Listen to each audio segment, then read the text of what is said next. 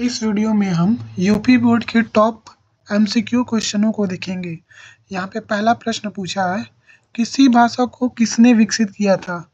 ये हमको पता है कि सी भाषा को डेनिस रिची के द्वारा विकसित किया गया था। तो इसका आंसर क्या होगा? पहले का ए। दूसरा प्रश्न है कि हेडर फाइल का क्या एक्सटेंशन होता है। तो हर एक हेडर फाइल का एक्सटेंशन डॉट एच होता है। क्या होता है? Dot H.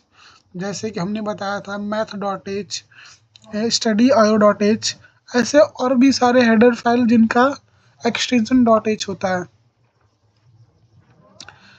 तीसरा प्रश्न है कि सी प्रोग्राम के लिए निम्न में से कौन सा स्टेटमेंट सही है।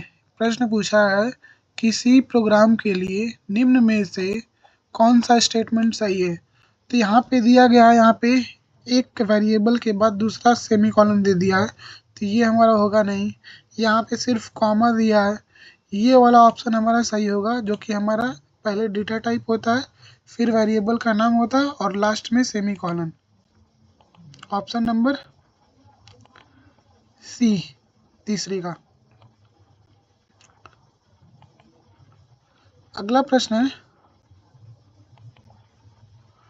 सी भाषा में एक फंक्शन परिभाषा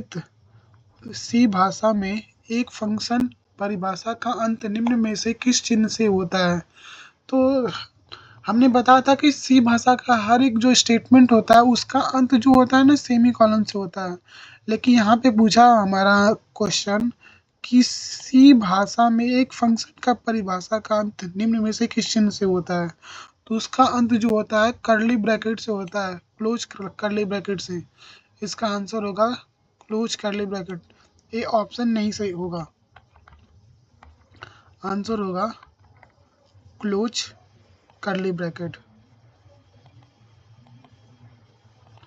अगला प्रश्न पूछा है कि सी भाषा में वेरिएबल का नाम किससे शुरू होता है। तो हमने जब वेरिएबल का नियम लिखवाया था तो उसमें बताया था कि वेरिएबल का नाम हमेशा अक्षर से शुरू होना चाहिए। तो इसका आंसर होगा बी। अगला प्रश्न है कि निम्न में से कौन सा डिक्लेरेशन गलत है। तो अभी हमने ऐसा ही प्रश्न देखा था, यहाँ पे क्वेश्चन नंबर तीसरा, यहाँ पे ऑप्शन दिया था, तो सेम वैसा ही प्रश्न दिया गया है यहाँ पे भी। तो डिक्लेरेशन में केवल उसके टाइप बताते हैं और उसका नाम बताते हैं। नाम बताने के साथ साथ जब उसको वैल्यू दे दी जाती है तो उसे इनिशियलाइजेशन बोला जाता है। तो ये डिक्लेरेशन जो है ये भी हमारा सही है, ये भी डिक्लेरेशन सही है। ये वाला पार्ट भी हमारा डिक्लेरेशन के अंदर आता है जो कि सही है। इसमें देखेंगे यहाँ से ध्यान से ऑप्शन नंबर डी, जिसमें दो दो सेमीकोलन का उपयोग किया गया है। तो इसका आंसर होगा ऑप्शन नंबर डी। अगला प्रश्न है सातवां कि सी भाषा में एक कोड कमेंट निम्न में से किन चिन्ह से लिखा जाता है।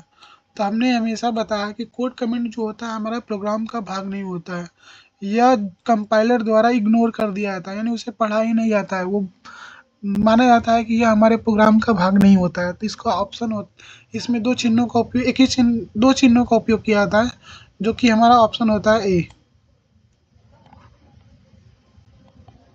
अगला प्रश्न है कि सी बराबर ए डिवाइड बाई बी के लिए जहाँ सी ए व बी इंट प्रकार का डेटा टाइप है, जहाँ पे ए की वैल्यू 123 दिया गया है और बी की वैल्यू 96 दिया गया है, तो सी का क्या मान होगा।